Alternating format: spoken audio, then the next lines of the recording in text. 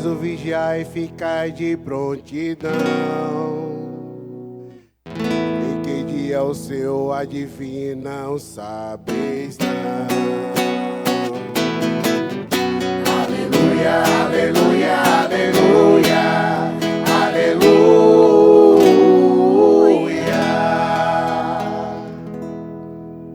O Senhor esteja convosco. Ele está no meio de nós. Proclamação do Evangelho de Jesus Cristo segundo Marcos. Glória a vós, Senhor.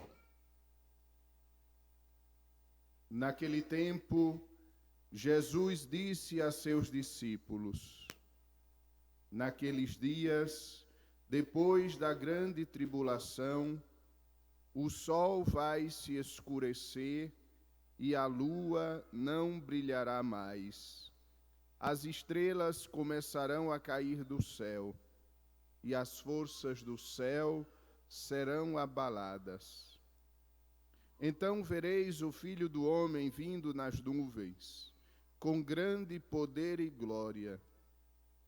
Ele enviará os anjos aos quatro cantos da terra, e reunirá os eleitos de Deus de uma extremidade à outra da terra. Aprendei, pois, da figueira esta parábola.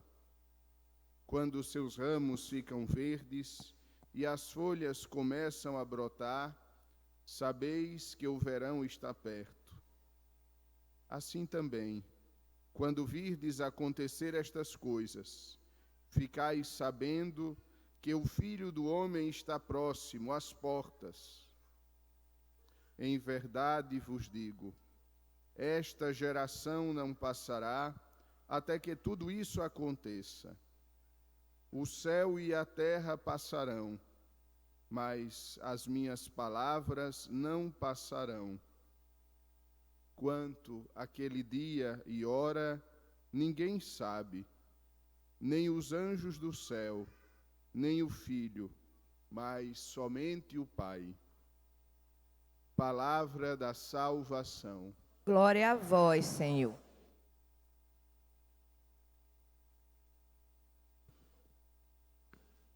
É bem verdade, amados irmãos, queridas irmãs, que nós gostamos de ouvir o Evangelho quando Jesus diz que vai retirar dos nossos ombros o peso da vida. É bem verdade que nós gostamos de ouvir o Evangelho quando Jesus diz para nós que Ele é o caminho, que Ele é a verdade. É bem verdade que nós gostamos de ouvir o Evangelho quando Ele conta parábolas bonitas, quando Ele conta para nós a narração do nascimento de Jesus e nós ficamos pensando na paz que encheu aquela noite. Porém, também é verdade que quando nós ouvimos evangelhos como este de hoje, nós nos incomodamos um pouco. Hoje Jesus falou no evangelho do fim do mundo. Hoje Jesus falou no evangelho que as forças do céu serão abaladas, que o sol não vai brilhar mais. Hoje Jesus falou no evangelho de coisas aparentemente terríveis que acontecerão ao mundo no último dia. No entanto, amados irmãos, nós nos esquecemos da outra face da moeda. A volta de Jesus não é somente o fim do mundo. A volta de Jesus é a realização da salvação, é a plenitude da vida.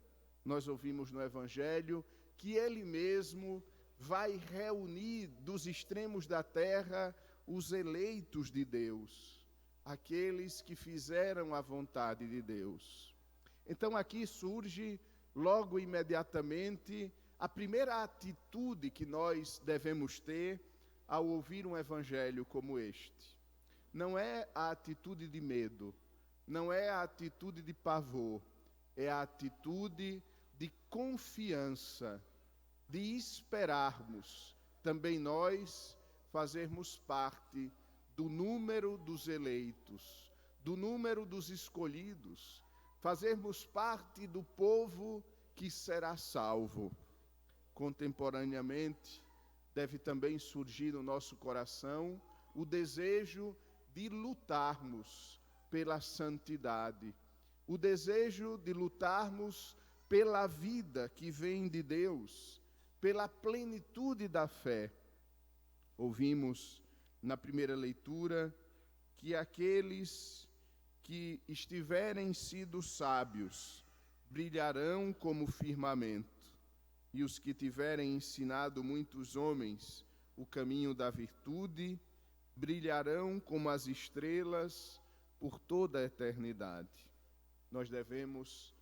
Nós precisamos querer ser como estes sábios que brilharão, ser como estes que ensinam o caminho da virtude e cujo brilho continuará eternamente no céu. Pensar no fim do mundo, pensar no último dia da história, não deve ser para nós, repito, ocasião de medo, mas deve ser ocasião de nos perguntar: como eu estou vivendo? Quais são as minhas atitudes? Atitudes que devem nascer da minha fé? Como é a minha colocação no mundo? Eu vivo como filho de Deus? Eu me comporto, e mais ainda, porque o comportar-se é apenas uma expressão daquilo que se é.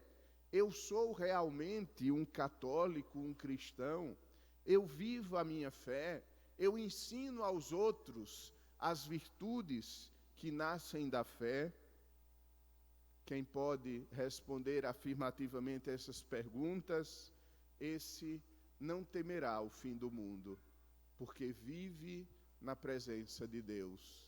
Esse não temerá o dia do julgamento, porque sabe que, apesar dos seus pecados, vive orientando a sua existência rumo a Deus, e assim antecipa, já no hoje, o julgamento que um dia virá. Hoje também, amados irmãos, nós vivemos o Dia Mundial dos Pobres. É um dia instituído pelo Papa Francisco, para termos 3 atitudes no dia de hoje. A primeira atitude, rezar pelos nossos irmãos necessitados.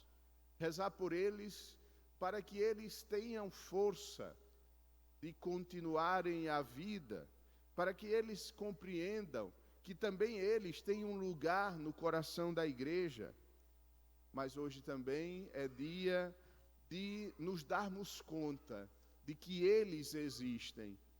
Quantas vezes nós fazemos de conta que os pobres não existem? Às vezes com atitudes simples, às vezes na rua, mudando de calçada, quando eles estão ali jogados, às vezes nos enganando a nós mesmos, dizendo que a culpa é deles, por eles viverem naquela condição. Então hoje é um dia para a gente se lembrar, eles existem.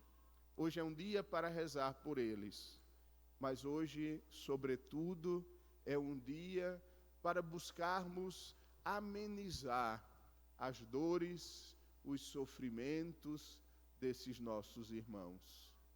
E não existe, amados irmãos, outra maneira de amenizar o seu sofrimento, senão vivendo a caridade, senão vivendo a partilha, senão dividindo com eles aquilo que Deus mesmo nos deu. Santo Agostinho, há 1600 anos atrás, escreveu assim: o que sobra na tua mesa é o que falta na vida do pobre. Será que a gente desperdiça alimento? Será que a gente ainda não se abriu à partilha com os irmãos? São perguntas que nós devemos nos fazer e assim tentarmos viver este Dia Mundial dos Pobres em espírito de unidade ao Santo Padre o Papa, que estabeleceu este dia, mas também buscando concretamente ajudar o irmão. Senão, nós ficamos no discurso, no discurso até bonito, no discurso até comovente, mas discurso não resolve o problema. Discurso não vai ao encontro das necessidades concretas. Busquemos hoje, no nosso concreto, no pouco que nós podemos fazer, busquemos viver o Evangelho de Cristo, ajudando os irmãos, começando por aqueles que mais precisam de nós. Agora vamos ficar de pé e professar a nossa fé. É interessante